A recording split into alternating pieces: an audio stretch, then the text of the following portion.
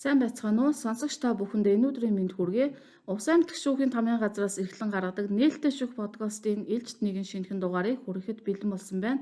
Энэ удаагийн дугаараар ард иргэд болон аж ахуй нэгжид зориулж шүүхийн архивын үйлчилгээний талаар мэдээлэл хүргэхээр зочноор тус шүүхийн тамгын газрын архив бичгэргийн эрхлэгч Ариун Туяа ирсэн байна. Танд энэ өдрийн мэндийг хүргэе. За баярлалаа. Энэхүү подкастыг сонсож буй сонсогчдоо энэ өдрийн мэндийг хүргье. Өнөөдрийн сэдв маань шүүхийн архив үйлчилгээний талаар ярина. За шүүхийн архив иргэд болон хуулийн этгээдэд ямар үйлчилгээ үзүүлж байгаа вэ? Шүүхийн архивын ажиллах журмын 11 заасны дагуу архивын лавлгаа хуулбар болгох, баримтыг сургалт судалгааны зорилгоор ашиглуулах үйлчилгээ төр байгууллага хувь хүний нууцтай холбоотойгоос бусад нь нээлттэй байна гэж заасан. Тухайн шүүхийн хөмрөг үүсгэж архиваас иргэн байгууллага хуулийн этгээд нь шүүхээс гаргасан эрх зүйн актыг лавлгаа, тодорхойлолт, тендерийн тодорхойлолт, хэрэг тавигдсан бусад нотлох баримтуудыг хуулбарлан гаргаж өгч үйлчилгээ үзүүлж байна.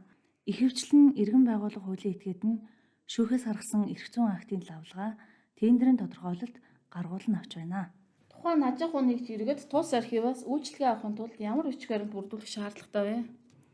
Иргэн байгууллага хуулийн этгээд нь архивын лавлгаа хуулбар олгоход дараах баримтчүүдийг үндэслэн олгодог.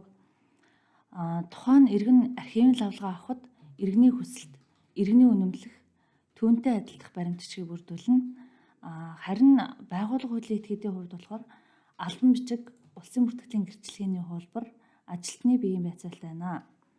Мөн өмгөөлөгч тухайн байгууллага хуулийн этгээдийг төлөөлж архиваас лавлгаа авч байгаа тохиолдолд тус өмгөөлөгчийг шүүхэд төлөөлөх эрхийн үнэмлэх, итгэмжлэл, иргэний үнэмлэхийн хуулбарыг шаардна. Иргэн байгууллага хуулийн этгээд нь зөвхөн журмын дагуу үйлчилгээний хурамжлуулж баримтыг хүсэлтийн хамт өгнө. За тухайн байгууллага хуулийн этгээд тендерийн тодорхойлолт авахд ямар бичиг баримт бүрдүүлэх вэ? Иргэн болон байгууллага хуулийн этгээд нь тендерийн тодорхойлолтыг гаргуулна авахдаа дараах 5 материалыг бүрдүүлнэ. Тус шүүхийн тамгын газарт хүсэлт гаргана. Байгууллага хуулийн этгээдийн улсын бүртгэлийн гэрчлэгээний хуулбар, тендерийн урилга, байгууллагын захирлын иргэний үнэмлэхний хуулбар, мөнгө тушаасан баримт байна. Мөн шүүхийн ерхий зөвлөлийн ажлын албаны төрөөс ангийн данс буюу 1004 тэг 5001 дуут дансанд 10,000 төгрөг тушаана. Гүйлгээний утга дээр тухайн байгууллагын нэр, регистрийн дугаар заавал бичигдэх ёстойг анхааруулъя. Шүүхээс гарсан эрх зүйн актын хуулбарыг заавал тухайн хэрэгээ оролцогчд өөрийн биеэр ирж гаргуулаа авах шаардлагатай эсэх талаар та тодруулж ярина уу?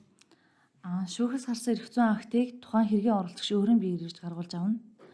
Учир нь тухайн шүүхээс гаргасан эрх зүйн актад хүний нууцтай холбоотой мэдээлэл байдаг тул хэрэгээ оролцогчоос бусад этгээдэд эрх зүйн актыг хуулбарлан гаргаж өгөх боломжгүй.